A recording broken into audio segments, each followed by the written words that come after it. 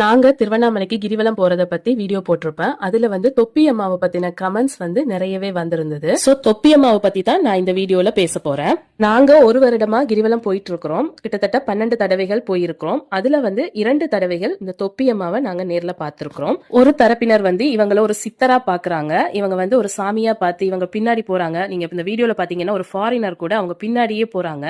So நிறைய பேர் அவங்கள நின்னு கும்பிட்டுட்டு போறாங்க. அதாவது ஒரு கடவுள் மாதிரி அவங்கள பாக்குறாங்க.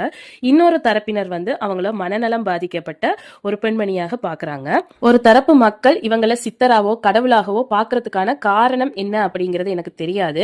அவங்க அப்படியான சித்து வேலைகளோ இல்ல ஏதாவது கடவுள் தன்மையான செயல்கள் ஏதாவது செய்திருக்கிறாங்களா அப்படிங்கறதும் எனக்கு தெரியல. ஆனா ஃபேமிலியால துரத்தப்பட்டு மனநலம் பாதிக்கப்பட்டு திருவண்ணாமலையில தஞ்சம் அடைஞ்ச ஒரு பெண்ணாக ஒரு சிலர் அவங்கள சொல்றாங்க. நான் இவங்கள 2 முறை பார்த்திருக்கேன் அப்படின்னு சொன்னேன் இல்லையா, அந்த 2 முறையும் நான் இவங்கள கும்பிட்டது கிடையாது. ஒரு முறை காரை விட்டு இறங்கி வீடியோ மட்டும் எடுத்தேன். இன்னொரு முறை கார்ல இருந்தபடியே தான் வீடியோ எடுத்தேன். சோ அப்படி நான் வீடியோ எடுக்கும்போது என் பொண்ணு இவங்க யாருமா அப்படின்னு கேட்கும்போது என் ஹஸ்பண்ட் சொன்ன பதில் என்னன்னா, ஒரு மனநலம் பாதிக்கப்பட்ட ஒரு லேடி அவங்க போறாங்க. ஆனா அவங்கள சாமி சாமின்னு நிறைய பேர் கும்பிட்டுட்டு அவங்க பின்னாடியே போறாங்க அப்படின்னு சொன்னாரு. அப்போ எனக்கு ஒரு விஷயம் தோணுச்சு. இது என்னோட கருத்து மட்டும்தான்.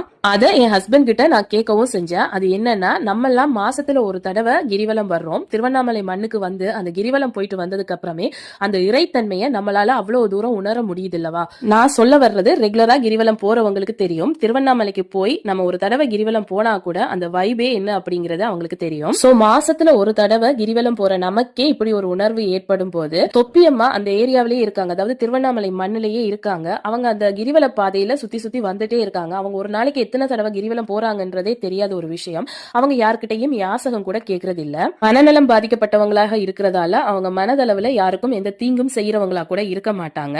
சோ அவங்க அந்த திருவண்ணாமலை மண்ணிலேயே இருந்து அந்த கிரிவல பாதையிலேயே சுத்தி சுத்தி அந்த அண்ணாமலையாரோட இடத்திலேயே இருக்கிறதால ஒருவேளை அவங்களுக்குள்ள ஏதாவது ஒரு சக்தி இருக்குமோ அப்படின்னு நான் என் ஹஸ்பண்ட் கிட்ட கேட்டேன். ஏன்னா அவங்கள கடவுளா பாக்குற மக்களுக்கு அவங்கள பத்தி ஏதோ ஒரு விஷயம் தெரிஞ்சதால தானே அப்படி பாக்குறாங்க அப்படின்னு தோணுச்சு.